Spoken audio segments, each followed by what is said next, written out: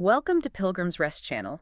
Our goal is to introduce you to timeless spiritual books, writings that have been passed down through the ages. We want this to be a place where you, as a fellow pilgrim, can find some rest and supply for the journey, and maybe get some renewed strength to keep going. Today, we're diving into a really foundational work. It's A.B. Bruce's classic from 1871, The Training of the 12. It's an amazing book. And even though it's 150 years old, it feels incredibly relevant. It really does. So what's the core idea? Well, Bruce looks at Jesus' 3-year ministry, but he sees it as this ultimate leadership model, a master-apprentice scenario.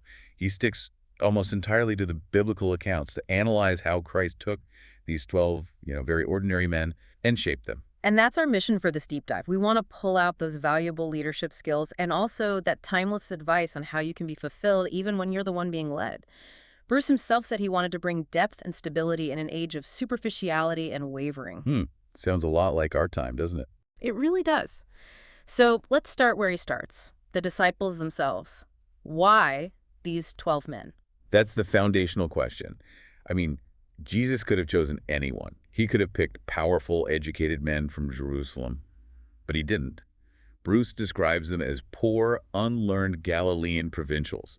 Basically, from a societal standpoint, they were insignificant. And I'm really struck by that. You had men like Nicodemus or Joseph of Arimathea. They were influential, they were wealthy.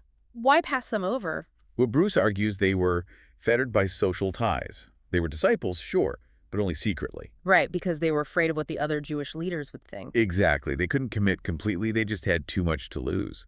The apostles, on the other hand, had very little to lose, which, paradoxically, made them the perfect choice. Their real strength wasn't in their resume. It was in their devotion. It was in their ardent attachment to the person of Jesus, as Bruce puts it. That willingness to just drop the nets and follow, that was more valuable than any amount of expertise. And the diversity of the group is just astonishing when you think about it. Oh, absolutely. You have Matthew, the tax collector. He's basically a collaborator with the Roman occupation. Right. And in the same group, you have Simon the Zealot, a political revolutionary who wanted to overthrow Rome. These men should have been mortal enemies. They would have been. And that shows the immense challenge Jesus was taking on. It meant the most important training wasn't going to be about, external things. It had to be internal. So let's go there. Let's transition to that internal work, the training in temper. You get a dozen ambitious men together, and you're going to get pride. You're going to get jealousy. Without a doubt. And Bruce spends a lot of time on how Jesus tackled that pride head on. He talks about that famous lesson on humility, where Jesus puts a little child in the middle of them. And says the greatest is the one who is the most humble. Yes, but Bruce really emphasizes that it's not about being childish. It's about a deliberate, voluntary choice to practice self-forgetfulness, to stop worrying about your own rank and focus only on God's glory and the good of other people. It's the ultimate antidote to office politics, really. It is. And that leads right into what might be the hardest lesson of all, forgiveness. Peter comes to Jesus probably thinking he's being very generous. Right. He asks, should I forgive someone 7 times?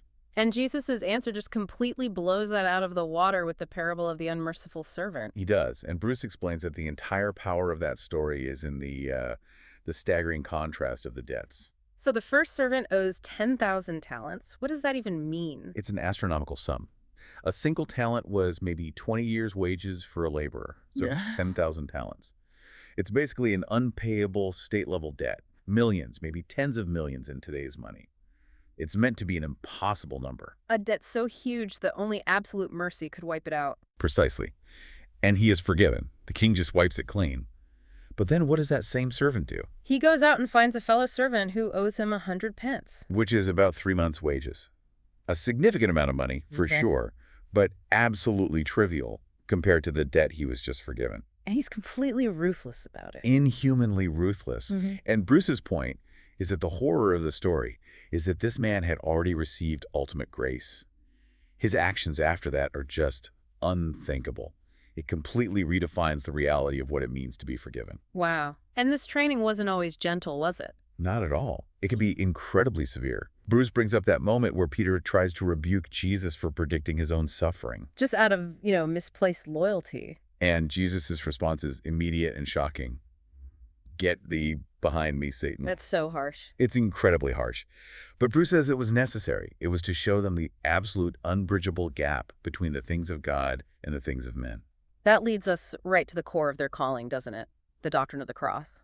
Yes, this idea of self-sacrifice as just the universal law of discipleship, a willingness to deny yourself, to face hardship in what Bruce calls a false evil world. And there's such a beautiful and maybe controversial example of this, the anointing at Bethany. There is anointing. He takes this ointment, worth 300 pence. That's about a full year's wages for a working man. an entire year's salary, and she just pours it all out on Jesus's feet. The disciples, of course, are outraged. They call it a waste. They see it purely in utilitarian terms. This could have been sold and the money given to the poor. But Christ defends her. He says, "She hath done what she could." And this is where Bruce gives one of his most powerful insights. He says her act was one of pure, devoted love. It wasn't a calculated She transaction. was driven by emotion. Exactly. And the fact that it was impractical is the whole point. Bruce argues that true Christian genius is not utilitarian. If you aim only at utility, you become a petty busybody. But if you aim for the noblest thing, in this case, pure love, then usefulness will follow as a byproduct. That's the idea. It's a radical challenge to our modern focus on efficiency and resource management. Sometimes the most important things look like waste. Okay, so they've had their character reshaped, they've learned about devotion, but they still need, for lack of a better term, a spiritual supply chain for the long road ahead. Right, and that provision was prayer. Jesus gave them two key elements. First, the Lord's Prayer. A template. Bruce calls it the alphabet of all possible prayer. It's a framework that covers all the major categories of what we could ever need to ask for. And the second element. Perseverance. He tells them these stories, the friend knocking at midnight, the unjust judge, to show them that a delay in God's answer doesn't mean he's indifferent. It means you must still pray on. Persistence is everything. And almost immediately, that new strength gets tested. After the miracle of the loaves, there's this big sermon on the bread of life. And it causes a crisis. Bruce calls it a great sifting. The crowds just leave. They leave en masse because they finally realize he isn't the political Messiah they wanted. They were only following him, as Jesus says, because ye did eat of the loaves and were filled. It must have felt like a complete failure of the whole enterprise. Their movement was collapsing. And Bruce says the 12 were severely tried by this. Imagine watching everyone walk away. The pressure to leave must have been immense. But in that moment of crisis, Peter steps up. He does. And he makes that incredible confession, "Thou art the Christ, the Son of the living God." That became the rock, the point of stability when everything else was falling apart. So belief becomes the thing that sustains them when the crowds are gone. Exactly. Bruce points out that in Jesus' teaching here, eating his flesh and believing in him become interchangeable. Believing is how you take in that spiritual life. Which brings us to the very end of their earthly training. Jesus gives his final prophetic discourse, and the disciples are still, kind of missing the point. They are. They're obsessed with trying to link the fall of Jerusalem with the end of the world, with timelines and signs. And Jesus just simplifies it. He gives them one general command. Watch, for you know not what hour your Lord doth come. The mission is readiness, not calculation. And yet, after 3 years of this intense personal training, they fail. They fail spectacularly. In the Garden of Gethsemane, all the disciples forsook him and fled. Peter denies him 3 times. All that training seems to just evaporate. Which is why the final lesson is the most important one of all. The need for power from on high. They needed more than just lessons. They needed to be fundamentally changed. Yes. Bruce is very clear that this power wasn't magic. It was a spiritual transformation, the work of the Comforter. He says it brought enlightenment of mind, enlargement of heart, and transformation of their characters. They became new men. They did. They were no longer ignorant, childish, weak, carnal. Instead, they became calm, clear, dignified expositors of divine truth. The training was finally completed, but not by them.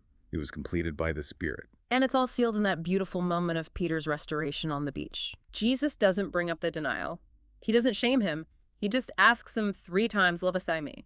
And with each answer, he gives him a command. Feed my lambs. Feed my sheep. It's the ultimate lesson. Weakness is overcome by forgiveness, and that restored strength is then immediately applied for the good of others. The mission is back on. Devotion restored, mission reaffirmed. That's the whole arc. What an incredible journey. The core message really seems to be that true spiritual authority doesn't come from your resume or your natural talents.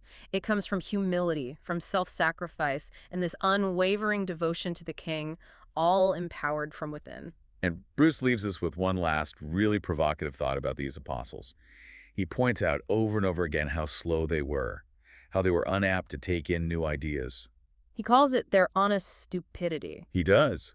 And he argues that this intellectual slowness is actually a good thing, historically. It guarantees that nothing but undeniable physical facts could have possibly convinced them. It wasn't a clever argument that won them over. No. It was the hard, inescapable reality of the death and resurrection of Christ. And that really raises a question for all of us, for you listening. What undeniable facts in your own life, in your own spiritual journey, are you maybe resisting? What are you failing to comprehend because of your own preconceived notions or your own internal arguments? It's a powerful thought.